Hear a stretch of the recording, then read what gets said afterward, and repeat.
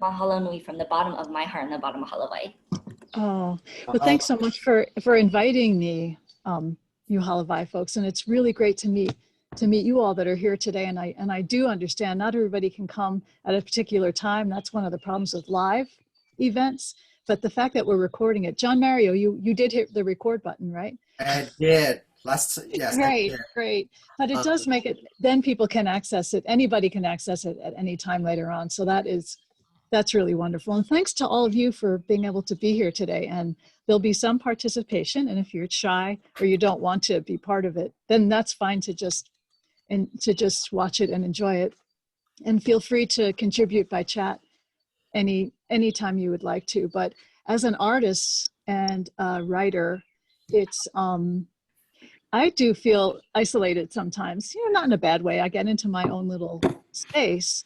But when I write books and they go out into the world, I don't get a lot of feedback, especially now, like doing my new book, Manu, that this event is around.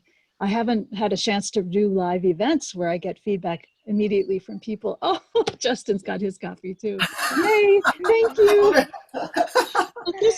This book is really special to me, and it's means so much to be able to actually, here we are live, we're all together even though we're not physically together. So I really appreciate your presence and your feedback.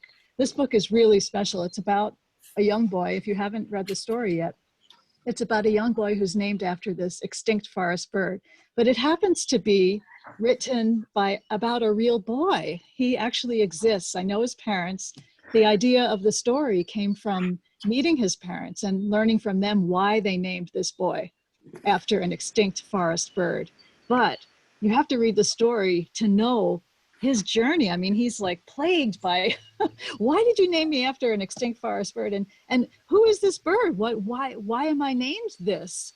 So the whole story is about the names and what it means. And actually in this session, we're going to be talking about birds, like learning to identify birds, because part of Manu's journey is to learn more about this bird that he was named after, in the hope that he can understand the bird and understand maybe why he's given this name. So yay! Thanks for joining us. Yay! Really appreciate it. And it's really fun. Oh, thanks, Hella. Oh, you just ordered your copy. If you want me to sign it, you have to make sure you make a note to them, and I'll just dash down. If you order a book from Volcano Art Center, I can actually go down and personalize it. I've signed a bunch, but I can actually make it to you or to somebody if you're interested. And I draw little pictures inside and everything. So. Yeah, that would be great. I ordered the albatross as well. So oh, good. So cool. What they have an option to get a signed copy. So maybe they have ones that you've already pre-signed. Yes, I don't know. They do. I was down last week. I signed 26 of them. Oh, great. I'm excited to get them. Yay, thank you. That's great. So I'm going to change my screen around so I can see.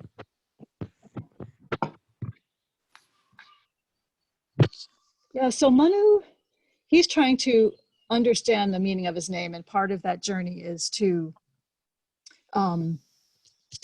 do this research. So I thought I would read to everybody a little bit of the book so that we could see where Manu how Manu goes about learning about the bird, because I don't know, how many of you are bird nerds out there?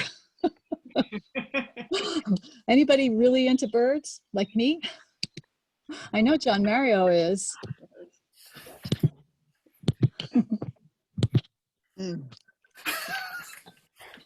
Okay, well, you're going to probably become one by the end of this session. So am I still, I lost everybody. Oh no, you're spotlighted. Oh, okay, very good. My... Here's the part of the story right at the beginning, when Manu tells his father that he wants to learn everything that he can about birds. So together they search the internet and discover many extraordinary things. Oh, birds were endemic. They were honey eaters found in Hawaii and nowhere else in the world.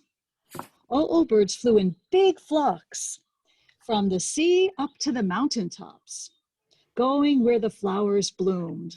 They had tongues shaped like straws with a brush at the end for sucking nectar from flowers. No kidding. Isn't that the coolest thing? Can you imagine? Very efficient.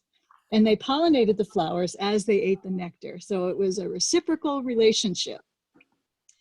Oh birds were tough and feisty and often chased smaller birds away from nectar-filled flowers. And I actually got a chance to interview people that met oh birds, that saw oh birds in the wild before they went extinct. And they really were all of the above. And oh birds used to live close to where Manu's family lives now. There was once a native forest there, and now there were only buildings and roads and lots of people. So he learned on the internet, right? Well, Manu looked carefully at old paintings of oh birds from the different Hawaiian islands, because at the time, that was before there was photography. So it was up to artists to catch what the birds look like, so that we now